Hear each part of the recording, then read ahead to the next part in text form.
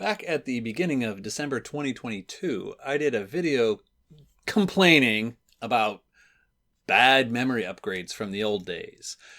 And in that video, I specifically called out this particular memory upgrade from the mid 80s. Now, I didn't mean to pick on this one specifically, but rather the whole class of memory upgrade cards that came for PCs and honestly for other kinds of computers too. But ever since that video, I've been thinking about this old Intel above board, and I've been thinking, is there some way that that device could fit into the arsenal of a modern retro computing enthusiast? And I kept thinking about different ways to use it and how I had used this particular board back in the day. And, finally that voice in the back of my head has got the better of me, and I've decided to actually dive in and see, does this thing have any use these days?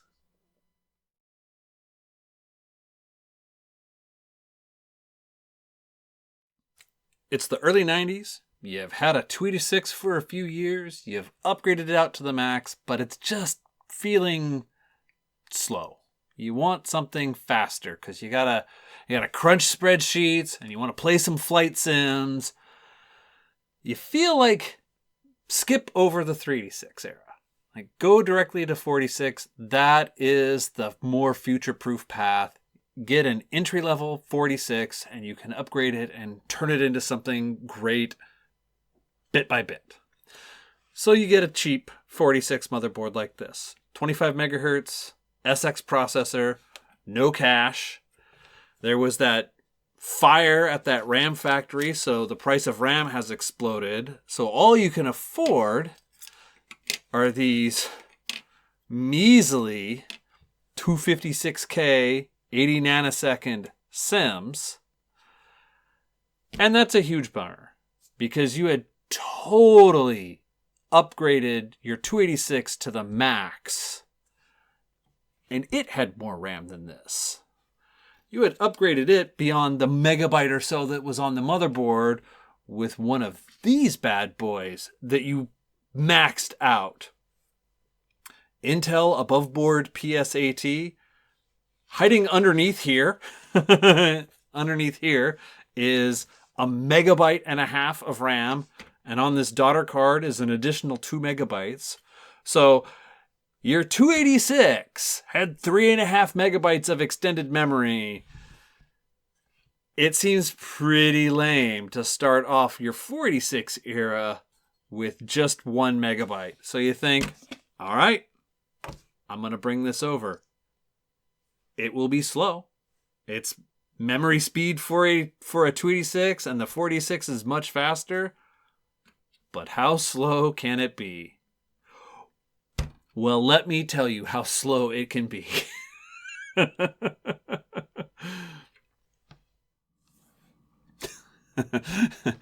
Okay, maniacal laughter aside, this board is actually pretty flexible in what it can do and how it can be configured. This first set of jumpers, or switches rather, is used to configure what portion of the board is mapped into extended memory. So this will be addressed just like regular memory. That's the feature that we're going to take advantage of here to extend the 1 megabyte of mainboard memory out to a total of 4.5 megabytes. This switch, I'm going to use a better pointer here. This single switch is used to configure the size of the memory chips. It can take either 64K by 1 or 256K by 1. These are the larger 256K chips. I want to say the next 1 or 2 switches configures whether or not a portion of this fills in conventional memory between 512K and 640K. So if you have a motherboard that only has 512K RAM on the motherboard, this can fill out the rest of conventional memory. Then there's a couple jumpers to, I want to say these 3 jumpers here configure the I/O port address to be used for extended memory. So any RAM that isn't conventional or, and I said that, any RAM that isn't conventional or extended, these jumpers configure how it's accessed as expanded. And you have to load a special driver for that. And then this jumper block configures the serial and parallel port. So memory that is configured for expanded memory needs a driver, EMM.sys. And when you're using that, there's also a TSR that you can use. There's a couple TSRs that comes with the software. One can act as a RAM disk, so you can use this as a RAM disk, which is pretty cool. I hope to be able to use that feature. And then there's also another TSR where you can configure a portion of this memory to act as a large print buffer, so you can just send stuff off to it, and the TSR will buffer it in RAM, and then will gradually trickle stuff out the parallel port. So it's a pretty cool card. It has some neat software.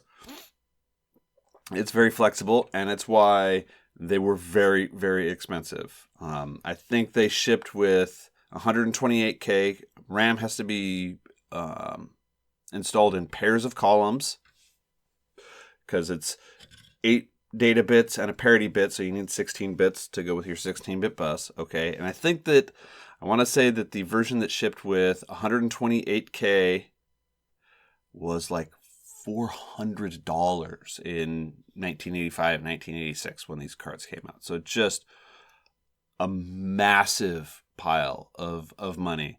A card configured like this, this board was an extra add-on board.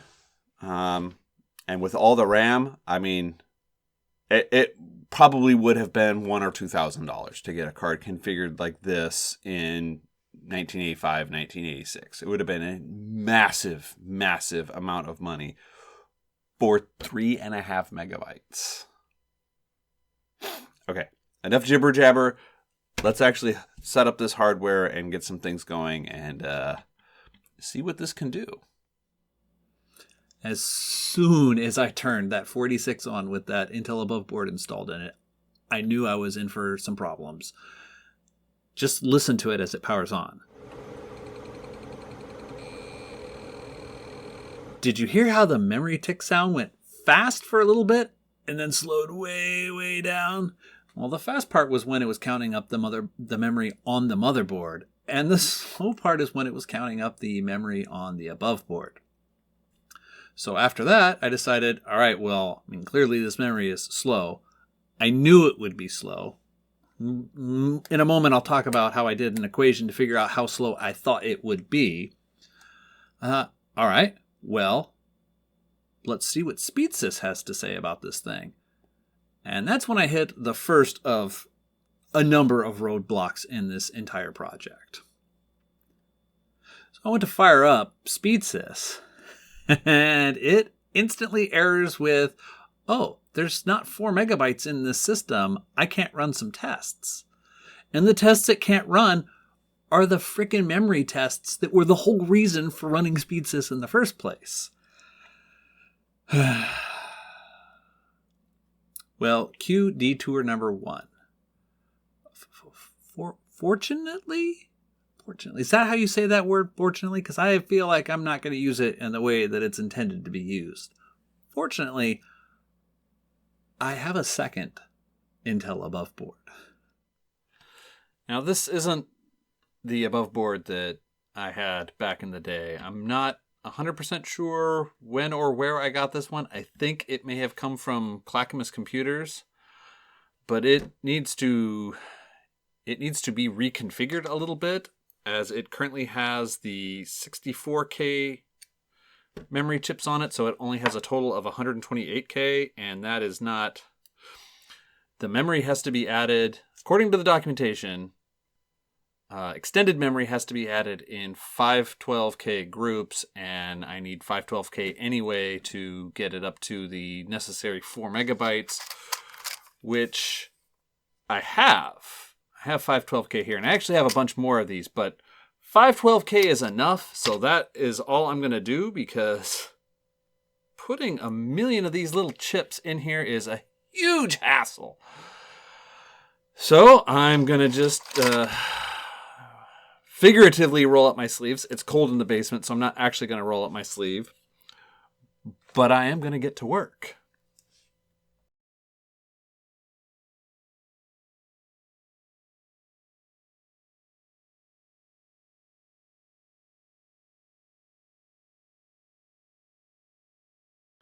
All right, all the old chips are out. Two things I didn't mention before.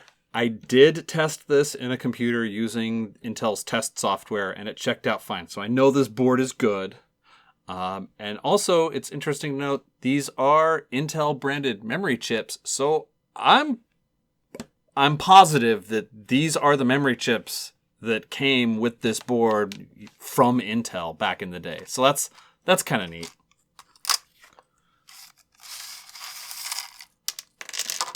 And these chips came from a different computer shop when it was closing up and going out of business somewhere up in Washington along the I-5 corridor. And as far as I know from this tube, I think these are new old stock. So that also is kind of cool.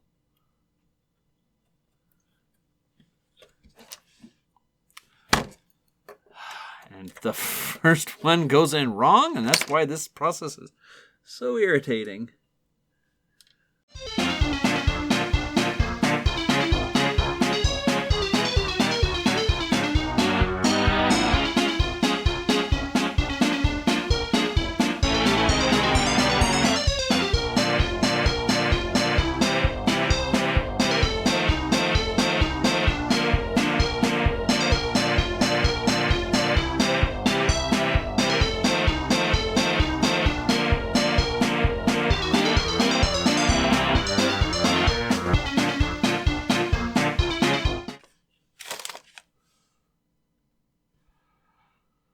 Oh, that's pretty.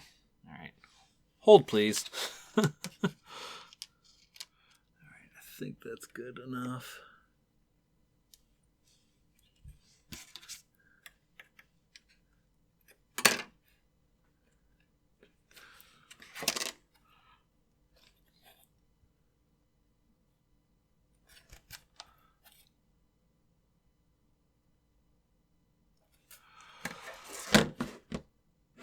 Okay, all 18 of those chips look like they are correctly inserted in spite of the difficulties that I had with that one. So I'm going to just clean up this mess and get the computer back set up and run this through Intel's test software and make sure it works, and then move on with the whole process. All right. Before I run SpeedSys on this new system that has actually 4 megabytes of extended memory, I want to do two detours. First, I want to talk about how slow I think this should be. And this is going to come up a couple of times later in this glorious process. So the memory on the 486 is 32 bits wide, and this particular 486 is 25 megahertz. So it's a 25 megahertz bus. Now, you can't just like multiply those out and get a bandwidth number because it doesn't exactly work that way. But we can use that to kind of set a baseline of how much slower the new configuration should be. So the new configuration is 16 bits wide. So we lose a half there. And it's because it's communicating with the memory over the ISA bus. That is probably on this motherboard. I don't know. I haven't dug out an oscilloscope to figure it out, but it's probably configured to run at a quarter the bus speed, would be my guess. It's going to be a ballpark figure. So half times a quarter means an eighth. Figure maybe some other inefficiencies because we're going over the ISA bus, and we'll round up and say a tenth.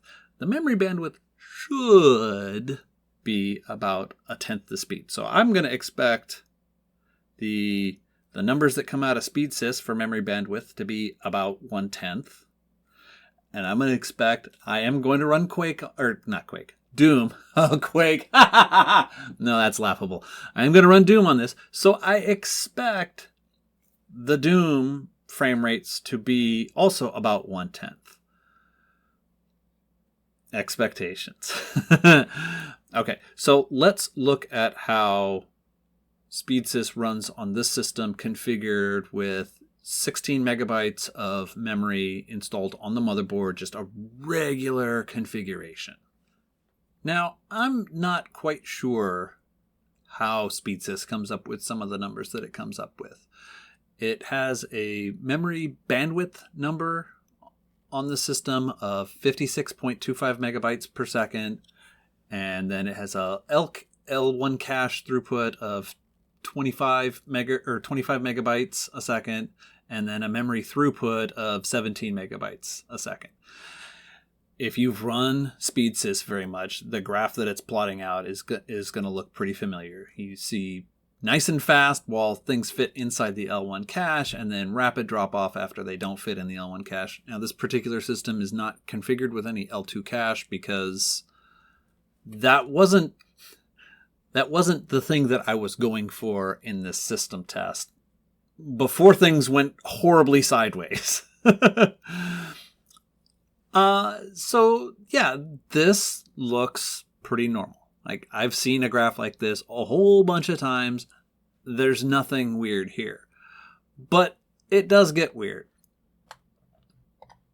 So let's look at SpeedSys running on the system changed around to have 1 megabyte, the system as advertised at the beginning, 1 megabyte of sims on the motherboard to just give DOS memory, or the low 640K conventional memory. That's the word I'm looking for. Conventional memory. And then the rest, the other 4 megabytes configured as extended memory. Well, what does SpeedSys say now? Well, it takes its sweet time to get around to saying about half of the memory bandwidth, which is odd. I don't understand that. It claims the CPU to be about the same speed, but then it just takes forever to plot out the graph. And the thing that's odd about the memory timing graph that it plots out is there's no characteristic dip on the L1 cache. Like, it is flat and slow and practically off the bottom. It's like the authors of SpeedSys. It's like the authors of SpeedSys never anticipated a computer this slow. So it finally gets around to producing a number, and that number is memory throughput of 2.46 megabytes a second. And there's no L1 cache data. I do not understand that. And the memory throughput number that it comes up with is roughly an eighth, right? Because before it was 17 point something megabytes a second, and now it's 2 point something megabytes a second. So that's 18 and 2. That's a ninth, somewhere between an eighth and a ninth. All right, that's close enough. Okay, so that seems plausible. Okay, now for the fun part. Let's go ahead and run Doom on this thing. So I fired up Doom, and it took a while to load. Like, it took a long while to load. It took so long to load, I was wondering if it had crashed. In the initial run, I had it hooked up to an actual spinning hard drive. And so I could hear it reading things from the disk, and that was the only reason that I had any hope that it wasn't crashed. And then finally, the screen color changed, and it eventually starts showing a screen. There was no, the characteristic melt that happens to bring in the opening screen. There was none of that. And it was slow. And it rendered a thing. And then it rendered another frame. And I thought, oh, what is happening? And I did something that I don't know that I've ever done before in my long, long career. I mean, I've been writing graphics software, performance graphics software since 1991. And I watched it render a frame, and then I counted 1,000, 2 1,000, 3 1,000, 4 1,000, 5, and then it drew another frame. It was like 5 seconds per frame. I ran over to the other side of the room here, where I'm sitting now, and pulled up my spreadsheet to look at, well, what kind of performance did this system get before with regular memory? Because I still had that spreadsheet. I still had that, all that data around. And that configuration got around 10 frames per second with that same CPU, no L2 cache, same video card, same. So I was anticipating around a 10x performance hit, and I got a 50x performance hit. Now, when all was said and done, I'm going to have to go over and try to see if I can find the... I'm gonna pull up that spreadsheet here while I'm talking. So when all was said and done, it was a little over 500,000, 500 and something thousand real ticks, and that is some that is some seriously dire performance. Let me tell you what. I mean, you can just see it just chugging along as slow as could possibly be imagined. Previously, this exact motherboard configuration with this exact same video card got basically 7,200 real ticks. 7,200. Okay? So that is roughly 10.3 frames per second. In this new configuration, that number jumps up to, I had to go and look back in my notes, 503,000 real ticks. Okay, and that frame rate is 0.15 frames per second.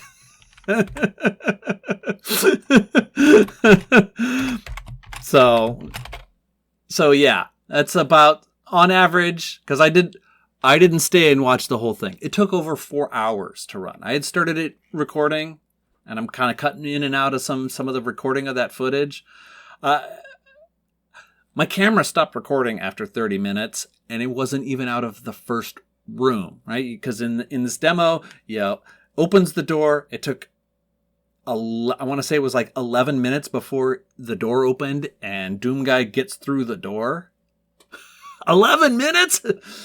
And then he kills some imps in that first room and goes up those stairs. In 30 minutes, he was not even up those stairs out of that first room. So yeah, it was well over 4 hours. I went to bed. I'm not standing around for this. So the average was 6.7 seconds per frame. And that's... yeah, that's, 67 times slower than it was before. I don't I don't understand where the extra, massive order of magnitude difference in the performance comes from. I'm usually pretty decent at analyzing performance, but this baffles me. Especially since the numbers that come out of SpeedSys pretty well match the expectations. All I can figure is that something about this motherboard is configuring that, because it's the extended memory is across the ISA bus, it's just disabling the L1 cache to that data, but that doesn't, I don't understand why that would be. Like, that high mem range, where the video card and stuff like that lives, I can see disabling the cache there, but I don't know. Maybe there's some other piece of software that I need that will turn on the cache in that range and make it go fast. So I gave up on this. I thought, okay. So using it as actual memory is not going to be useful for anyone. It's a train wreck. Okay. So what can I do with it? Well, so instead of configuring it as extended memory, it can be configured as expanded memory, right?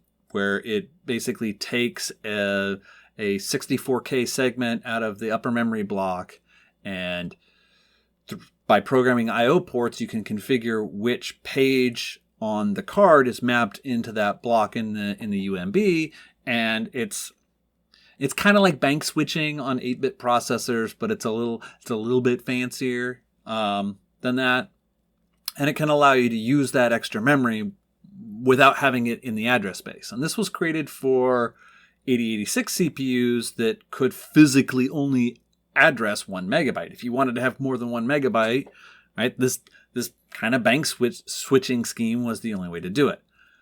Okay, all right.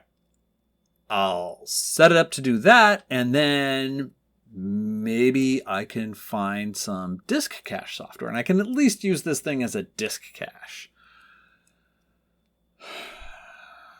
Okay, so I did a bunch of research, and I found a perfect piece of disk cache software for this exact purpose.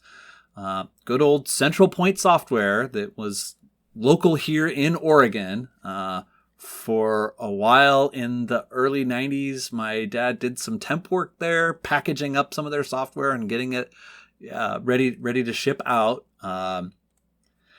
But in their PC Tools 4.2 something, they have a disk cache that has a bunch of very cool configuration options. And one of the configuration options is you can tell it, carve off this much expanded memory and use that for the cache. Perfect. This is exactly what I want. The first step, though, is to configure the card for expanded memory. So I switched the jumpers around and I dug out the manual online and looked up how to configure their software. They have a driver EMMsys.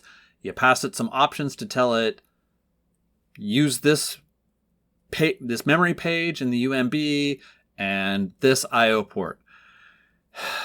And this was giant roadblock number 2, because I edited all that into my config sys, rebooted the computer, and rude, angry beep at me. It says my PC isn't AT compatible? What? What? What is that? All right, so I thought maybe there's some stuff in my config sys that it doesn't like. So I commented everything out so that loading EMMsys was the only thing, and it didn't help. All right, well, maybe I've done something else to configure wrong. Let me try running the setup software. So the first time I ran the setup software, Oh, it told me that my version of DOS was too old, that I needed to run DOS 3.0 or newer.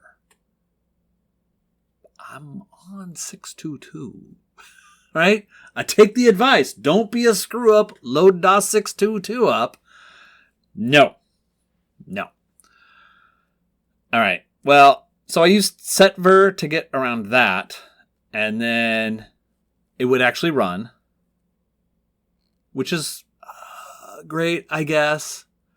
Jump through some of the hoops of its configuration thing, and then it says more than one above board is configured to provide conventional memory, which is kind of funny because 0 above boards are configured to provide conventional memory. And I messed around with that, and no matter what I did, that setup software would not run.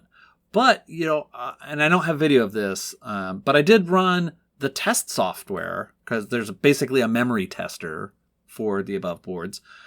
I ran that in multiple different configurations to test both above boards in several different configurations, and I never had any problem with that. Just the setup and the driver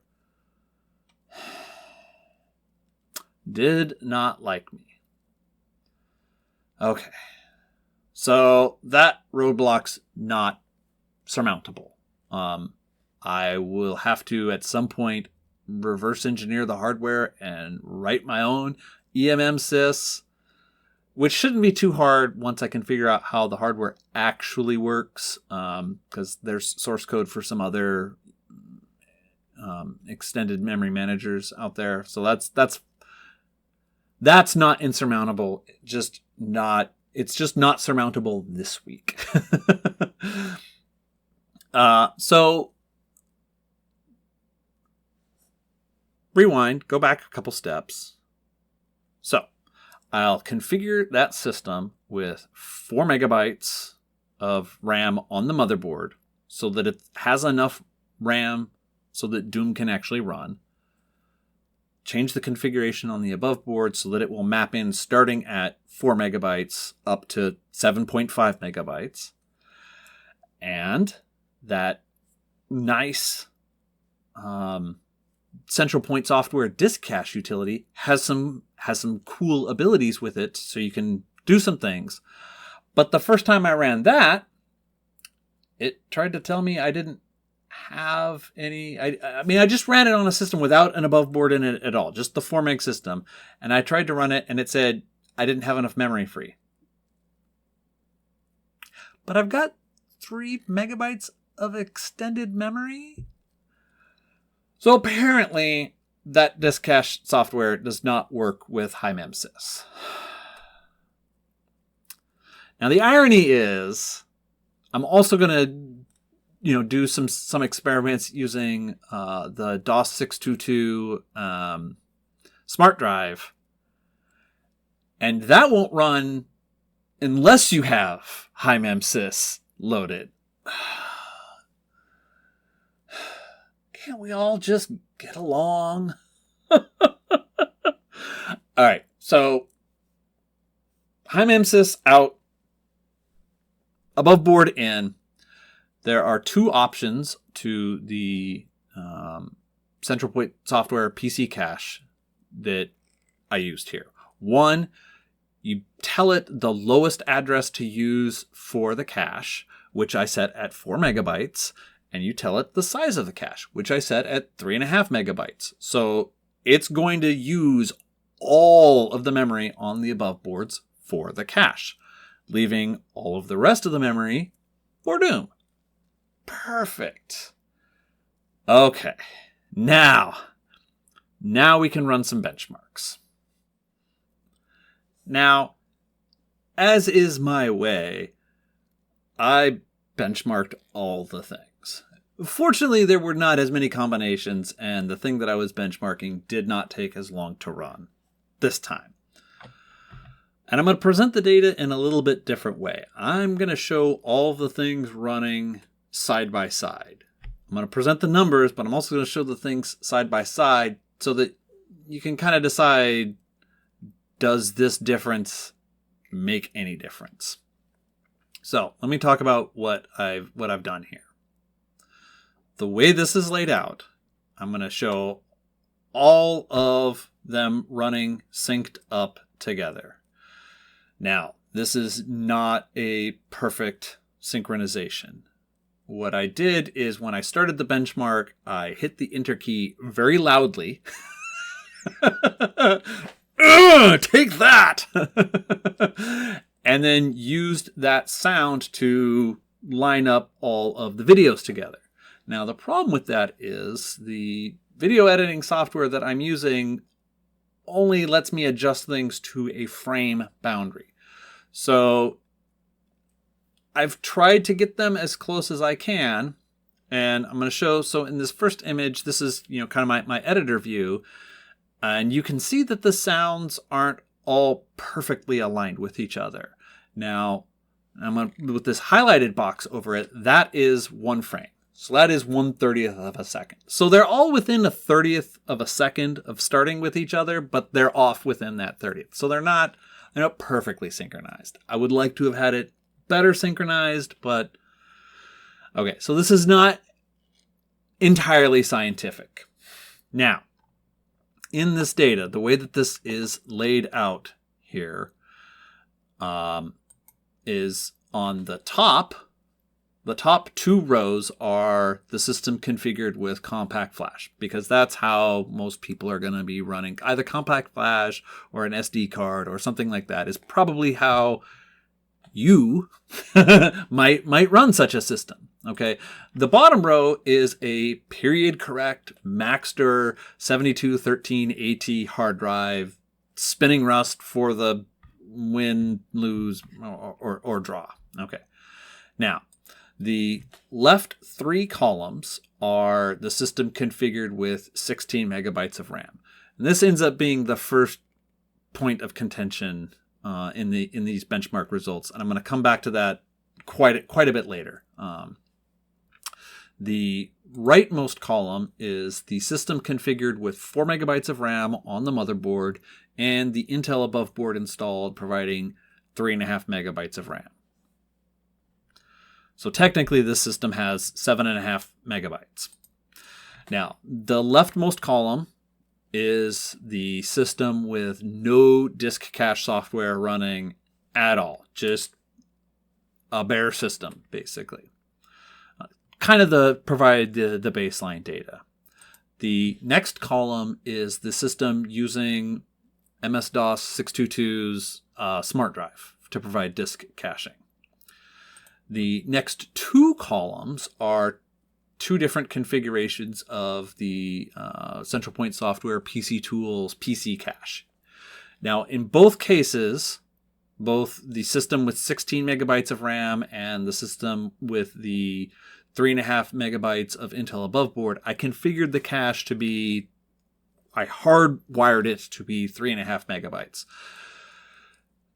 Smart drive, as far as I can tell, is only using 2 megabytes, so there's going to be some potential discrepancies in the data there. But I configured it that way to get a better comparison between system memory and using the above board within the PC cache software.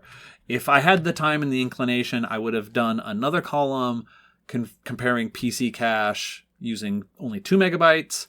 And honestly, I would have run the, and I'm blanking on the name of it, but the disk cache software that comes with FreeDOS also. I would have run a lot more things. Okay.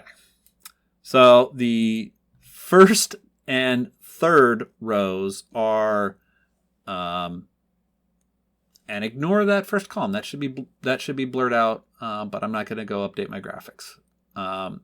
Those are the first run with the cache installed. So boot up the system, load the cache software, run the game. And then the second and fourth rows are, as soon as it got done running, start it again and see how that affects the data with the RAM cache basically primed. I'm going to start this and I'm going to let it just run without any commentary until the end, and we can see all of the data pop up. It doesn't, once things start happening, it doesn't take very long.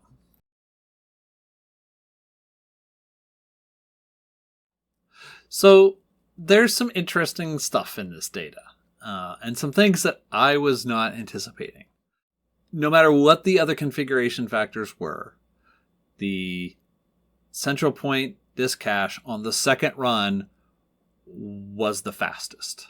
The top 3 places were those configurations, both with 16 megs of real RAM and using the above board, compact flash, or spinning Rust. That stuff was the fastest. And that kind of surprised me. The thing also about that I find surprising is that the first run scores were pretty bad. The first run scores were about the same as running without any cache at all, or possibly worse. On the compact flash, it was worse no matter what, and with the above board, it was worse no matter what. And I find that's surprising to me, especially since both of these pieces of software, you can get data about the cache utilization coming out, like how many cache hits did you get, and the cache data on the first runs for both Smart Drive and the Central Point software cache look good. Now, the second run data for the Central Point software cache is phenomenal. That is quite a hit rate. And I think that is attributable to just the larger cache size. I suspect might be what's going on here. I mean, it is almost twice as big. So, okay, that's possibly explains that. But yeah, it's still very interesting to me. Eagle-eyed observers may have noticed the occasional loading icon pop up on the 4 megabyte Doom runs. Now, this is because with 4 megabytes, there's not enough RAM for Doom to be able to load everything that it needs into memory all at once. On the 16 megabyte configurations, there is enough memory, and it can load everything in at once. So it does all of that loading at front.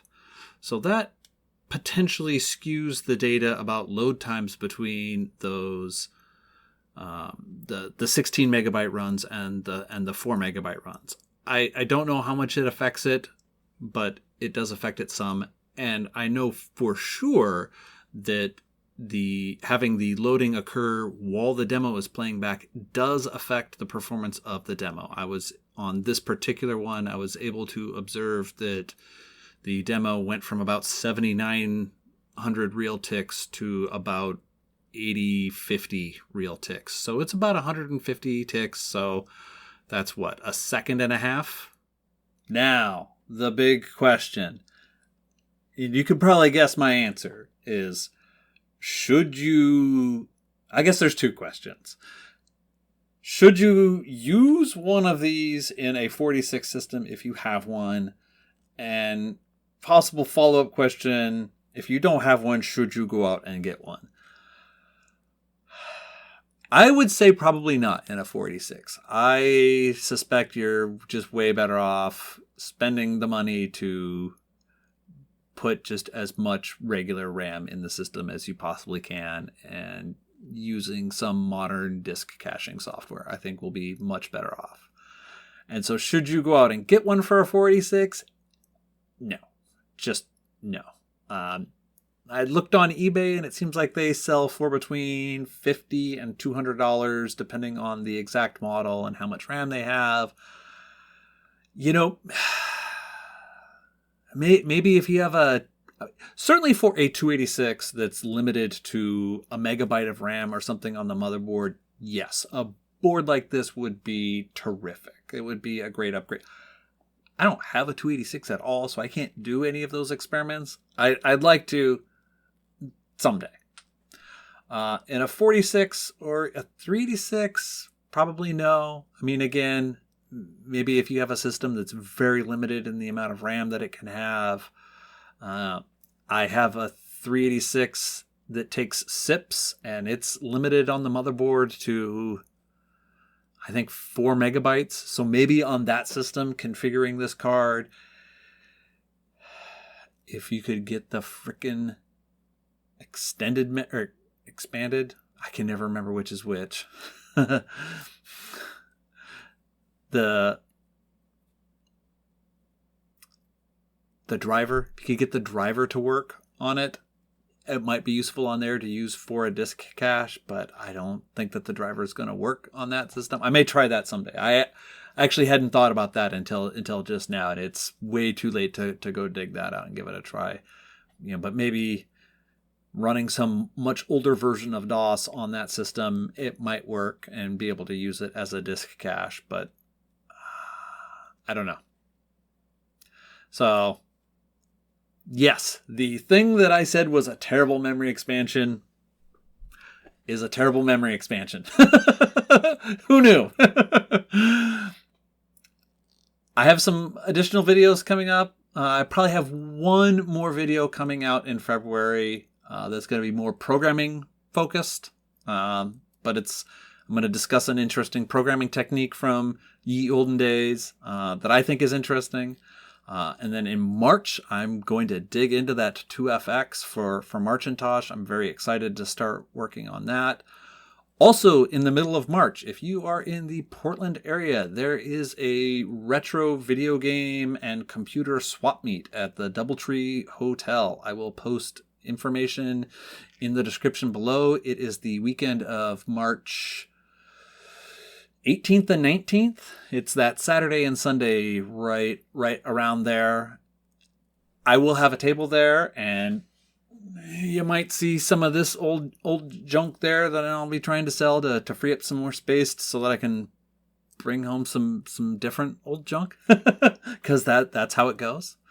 If you enjoyed this video, please click the like button. If you're interested in seeing any of the future content that I'm producing, please click the subscribe button. And until next time, try to remember the good stuff.